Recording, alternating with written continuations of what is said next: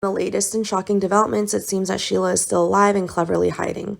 This secret return has made the audience nervous and expectant, but before witnessing this surprising appearance, the story turns its attention to Diana, a character who was once foretold to return to town and bring with them plots of hatred. In the world of conspiracy and hatred of the bold and the beautiful, Diana appears as a breath of fresh air, but also full of danger.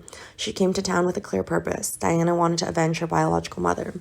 Diana could not accept what happened to her mother and felt extremely angry when she learned the truth. Instead of finding a way to put Steffi in prison, a plan that seemed to bring justice, Diana chose a more heartbreaking and cruel action. She'll kill Steffi's son Hayes so that Steffi will suffer endless feelings of loss and suffering.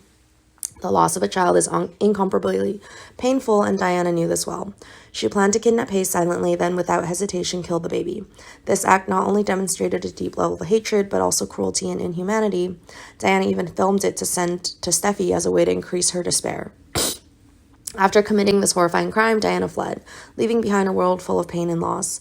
This story not only raises questions about fairness and how to accept and overcome pain, but also about the level of suffering that one person can inflict on another out of blind hatred. Faced with this episode, the audience will have to face a range of emotions, from anger, sympathy for Steffi and Hayes, to disgust at Diana's actions. The story opens a new chapter about the consequences of actions motivated by hatred and the difficult recovery after a great loss. Diana became a wanted criminal after her actions, causing the death of Hayes. This incident is not only a strong blow to Steffi, but also an expensive lesson about acting hastily and not foreseeing the consequences. Steffi, who was determined to kill Sheila to protect her family, now has to face the severe consequences of her decision.